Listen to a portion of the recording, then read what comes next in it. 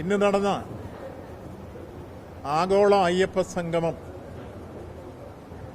സംഘാടകർ പ്രതീക്ഷിച്ച രൂപത്തിനേക്കാൾ അപ്പുറത്ത് പങ്കാളിത്തം കൊണ്ടും അതോടൊപ്പം തന്നെ ഉദ്ഘാടന സമ്മേളനവും പിന്നീട് നടന്ന 3 സെഷനുകാരുന്ന ചർച്ചയും നല്ല വിജയകരമായി പര്യവസാനിച്ചു.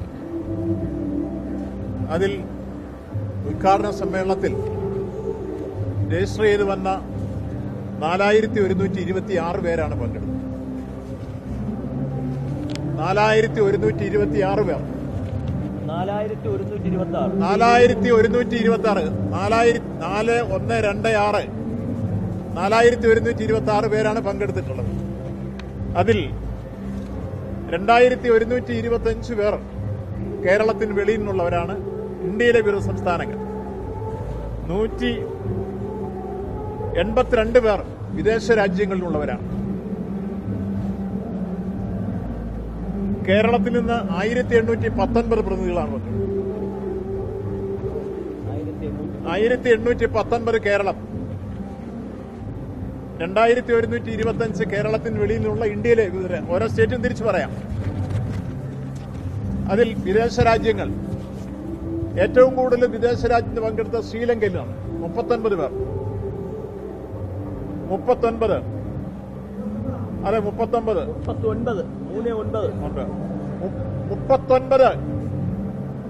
ശ്രീലങ്ക. മലേഷ്യയിൽ നിന്ന് 13 പേര്. കാനഡയിൽ നിന്ന് 12 പേര്. അമേരിക്കയിൽ നിന്ന് ഒക്കാനയുടെ പ്രതിനിധി ഉൾപ്പെടെ 5 പേർ. അബുദാബി 18 പേര്. ദുബായ് 16 പേര്. ഷാർജ 19 പേര്. അജ്മൻ 3 പേര്. ബഹ്റിൻ 11 പേര്. ഒമാൻ 13 പേര്.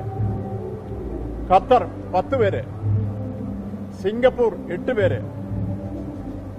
UK 13 പേര്. ഇങ്ങനെ സൗദി അറേബ്യ 2 ഉൾപ്പെടെ 182 പേരാണ് വിദേശ രാജ്യങ്ങളിൽ നിന്ന് പങ്കെടുത്തത്.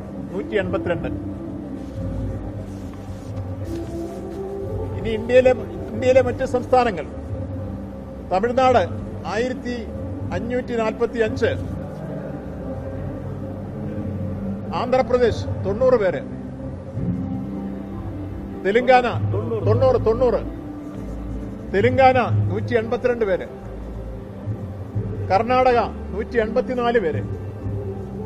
മഹാരാഷ്ട്ര 43 പേര്. പോണ്ടിച്ചേരി 53 പേര്. ഉത്തർപ്രദേശ് 4 പേര്. ഗുജറാത്ത് 4 പേര്. ഡൽഹി 2 പേര്. ഹരിയാന 1. ഛത്തീസ്ഗഡ് 4 പേര്. ആസാം 1. ഒഡീഷ 12 പേര്. ഇങ്ങനെ 2125 പേരാണ് ഇന്ത്യയിലെ ഇതര സംസ്ഥാനങ്ങൾ, എന്നുവെച്ചാൽ കേരളം ഒഴിച്ചുള്ള സംസ്ഥാനങ്ങളിൽ പങ്കെടുത്തത്. കേരളത്തിൽ 1819 പേർ. അതിൽ 28ഓളം സംഘടനകളുടെ പ്രതിനിധികളുണ്ട് കേരളത്തിൽ നിന്ന്. അതിന്റെ പേരെല്ലാം സ്വാഗത പ്രസംഗത്തിൽ അവിടെ വായിച്ചിരുന്നു. വിട്ടുപോയതും പിന്നെ ചെക്കൂട്ടി ചേർത്തിരുന്നു. ആ സംഘടനകളെല്ലാം പ്രതിനിധികളും ക്ഷണിക്കപ്പെട്ട അതിഥികൾ ഇതിന് പുറമെയുണ്ട്. അവരെ പ്രതിയായി രജിസ്റ്റർ ചെയ്തിട്ടില്ല. ക്ഷണിക്കപ്പെട്ട് വേദിയിലുണ്ടായിരുന്ന അതിഥികൾ വേറെയുണ്ട് ഇതിന് പുറമെ, നിങ്ങൾക്കറിയാം. അപ്പോ ഇതെല്ലാം കൂട്ടിച്ചേർത്താൽ 4126 പ്രതിനിധികളാണ് ഈ മഹാസംഗമത്തിൽ പങ്കെടുത്തത്. അതിൽ പിന്നീട് ചർച്ചകൾക്കായി വേർതിരിക്കുമ്പോൾ രജിസ്റ്റർ ചെയ്ത് അതിനോട് താല്പര്യമുള്ളവരാണ് അതിൽ പോയിട്ടുള്ളത്. അപ്പോൾ കുറെ ആളുകൾ എക്സിബിഷൻ കാണുന്നതിന് വേണ്ടി മാറിയിട്ടുണ്ട്, കുറെ ആൾ ഭക്ഷണം കഴിക്കാൻ മാറിയിട്ടുണ്ട്. അപ്പോൾ ഈ ചർച്ചകളിൽ താല്പര്യമുള്ളവരും പേര് കൊടുത്തവരുമാണ്. ചില ആളുകൾ തെറ്റിദ്ധരിച്ച് ഒരു കൗണ്ടറിലെ മാത്രം നമ്പർ എടുത്തിട്ട് അതാണ് പങ്കെടുത്തതെന്ന് വാർത്തകൾ വന്നതായിട്ട് ഞങ്ങൾ കണ്ടു. ഒരു കൂട്ടർ 648 എന്ന് പറഞ്ഞ ഒരു കൗണ്ടറിലെ രജിസ്ട്രേഷനാണ്.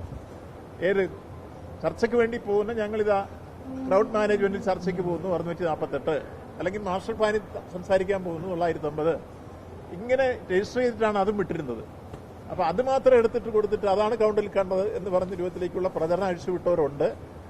ആ ബഹുമാനരായ ഞങ്ങൾ പറയുന്നു, കൃത്യമായി കണക്ക് നിങ്ങൾക്ക് പരിശോധിക്കാവുന്നതാണ്. വിവിധ കൗണ്ടറിലെ കണക്ക് കൂട്ടിയെടുത്ത് അത് ടാലി ചെയ്യുമ്പോഴാണ് കൃത്യമായി അതിന്റെ പൂർണ്ണതയിലേക്ക് നമ്മൾ എത്തുക. അങ്ങനെ കണക്ക് കൂട്ടി ഓരോ കൗണ്ടറിലെയും കണക്ക് കൂട്ടിയെടുത്ത് കൃത്യമായി രജിസ്ട്രേഷൻ നമുക്ക് 5000-നടുത്തുണ്ടായിരുന്നു. അതിൽ നമ്മൾ ലിമിറ്റ് ചെയ്തിരുന്നത് നേരത്തെ ഞങ്ങൾ പറഞ്ഞു. നമ്മൾ നേരത്തെ തീരുമാനിച്ചിരുന്ന 3000 പേരാണ്. ആ 3000-ന്റെ സ്ഥാനത്ത് വീണ്ടും നമുക്ക് രജിസ്ട്രേഷൻ 5000-നടുത്തപ്പോഴാണ് ചില മേഖലകളിൽ ഞങ്ങളെ കൂടെ പങ്കെടുപ്പിക്കണമെന്നുള്ള അഭ്യർത്ഥന വന്നപ്പോൾ വീണ്ടും 500 വർദ്ധിപ്പിക്കാൻ തീരുമാനിച്ചു. പക്ഷേ അതിലും കവിടുന്ന് ആളുകൾ വന്നെത്തി. എന്നാലും നമ്മൾ ഓഡിറ്റോറിയം നിങ്ങൾക്കെല്ലാം അറിയാം, നിങ്ങളെല്ലാം കണ്ടതാണ്.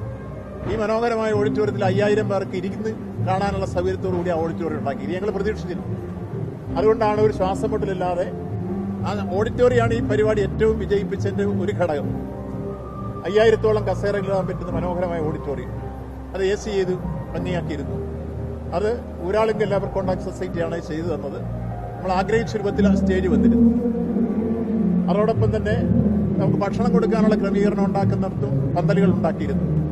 അതുകൊണ്ട് എങ്ങും ഒരു പരാതിയോ പരിഭവമോ അല്ലെങ്കിൽ ഏതെങ്കിലും തരത്തിലുള്ള അസംതൃപ്തിയോ ഇതുവരെ ആരും രേഖപ്പെടുത്തിയതായിട്ട് ഞങ്ങളുടെ ശ്രദ്ധ വന്നില്ല. നിങ്ങളും അന്വേഷിച്ച് നോക്കുക, ആരെങ്കിലും പരാതി പറഞ്ഞിട്ടുണ്ടോ? വന്നപ്പെട്ടവർക്ക് അത്ഭുതകരമായിരിക്കുന്നു. ചരിത്രത്തിൽ ഇതം പ്രഥമമായി ഇങ്ങനൊരു സംഭവം അത് ഏറ്റവും നല്ല രൂപത്തിൽ സംഘടിപ്പിക്കപ്പെട്ടിരിക്കുന്നു. സംഘാടനത്തെ അഭിനന്ദിച്ചു. പ്രത്യേകിച്ച് മുഖ്യമന്ത്രിയുടെ ഉദ്ഘാടന പ്രസംഗത്തിൽ എന്താണ് ഉദ്ദേശിക്കുന്നതെന്ന് A-Z അദ്ദേഹം 45-50 മിനിറ്റ് എടുത്ത് വളരെ മനോഹരമായി അയ്യപ്പ സംഗമത്തിന്റെ ഉദ്ദേശ ലക്ഷ്യങ്ങൾ ഭംഗിയായി പറഞ്ഞു. അത് പിന്നീട് ചർച്ചകളിലേക്ക് പോകാൻ സഹായകരമായി കെ ജയകുമാർ IASന്റെ നേതൃത്വത്തിൽ ആദ്യം നടന്ന മാസ്റ്റർ പ്ലാനുമായി ബന്ധപ്പെട്ട ഡിസ്കഷനിൽ ഏറ്റവും സമർത്ഥരായ സാങ്കേതിക വിദഗ്ധരും അതിലെ വലിയ രൂപത്തിലുള്ള പ്രായോഗിക പ്രവർത്തനങ്ങൾ നേതൃത്വപരമായ പങ്കുവഹിച്ചവരും ഇതാണ് ആ പാനൽ തയ്യാറാക്കി. ഡോക്ടർ സുനിലാണ് പിന്നീട് ഇവിടെ അവർ അവതരിപ്പിച്ചത്. നിങ്ങൾ കേട്ടവർക്കറിയാം വളരെ ഭംഗിയായിട്ട് അതിൽ വന്ന ആശയം. രണ്ടാമത് ബഹുമാനായ മുൻ കേന്ദ്ര പ്രധാനമന്ത്രിയുടെ പ്രിൻസിപ്പൽ സെക്രട്ടറി ഉപദേഷ്ടാവുമായിരുന്ന TK നായരാണ് ഒരു സെക്ഷൻ കൈകാര്യം ചെയ്തത്. അദ്ദേഹം അഭിപ്രായം അവിടെ ക്രോഡീകരിച്ച് പറയുന്നത് നിങ്ങൾ കേട്ടു. അതിൽ ഒട്ടേറെ പാനൽ വിദഗ്ധന്മാരുണ്ടായിരുന്നു. മൂന്നാമത് DGP ആയിരുന്ന ജേക്കബ് പുന്നൂസും അതോടൊപ്പം ADGP ആയ ശ്രീജിത്തും പങ്കെടുത്തുകൊണ്ടാണ് ആൾക്കൂട്ട നിയന്ത്രണവുമായി ബന്ധപ്പെട്ട വിഷയം ചർച്ച ചെയ്യപ്പെട്ടത്. അതിൽ വന്ന ആശയങ്ങളുണ്ട്. ഈ 3 സെഷനിൽ നിന്നും ഭാവിയിൽ ഉണ്ടാവേണ്ട കാര്യങ്ങൾ സംബന്ധിച്ച് അയ്യപ്പന്മാരുടെ ഭാഗത്തു നിന്ന് ക്രിയാത്മക നിർദ്ദേശങ്ങൾ വെച്ചുകൊണ്ടുള്ള ചർച്ചകളുണ്ടായി. അതുകൂടാതെ 100 കണക്കിന് ആളുകൾ എഴുതി തന്നിട്ടുണ്ട്. ആ എഴുതി തന്നെല്ലാം പരിശോധിക്കാനാണ് കമ്മിറ്റി ചുമതലപ്പെടുത്തിയിരിക്കുന്നത്. അതെല്ലാം ഇന്നിവിടെ റിലീസ് ചെയ്തിട്ടില്ല. എഴുതി തന്നെല്ലാം സോർട്ട് ചെയ്ത് അവരുടെ അഭിപ്രായങ്ങൾ കേട്ട് അത് ക്രോഡീകരിച്ച് ഇപ്പം ഞങ്ങളിവിടെ അനൗൺസ് ചെയ്തൊരു കമ്മിറ്റിയുണ്ട്. ആ 18-അംഗ കമ്മിറ്റി ഈ കാര്യങ്ങൾ പരിശോധിച്ച് ആ വർണ്ണനിർദ്ദേശങ്ങൾ ഏതെല്ലാം സ്വീകരിക്കുന്നു, ഏതെല്ലാം നടപ്പാക്കുന്നു എന്ന കാര്യം ഭാവിയിൽ വീണ്ടും നിങ്ങളെ വിളിച്ചുകൂട്ടി ഭക്തജനങ്ങളെ അറിയിക്കുന്ന രൂപത്തിലേക്ക് എത്തിച്ചേരും. തുടർന്ന് ഇത് നടപ്പാക്കുന്നതിലേക്കുള്ള നടപടികളുമായി തിരുവിതാംകൂർ ദേവസ്വം ബോർഡും ഒപ്പം അതിനെ സഹായിച്ചുകൊണ്ട് ഗവൺമെന്റും മുന്നോട്ട് വരും. ഇതാണ് പറയാനുള്ളത്.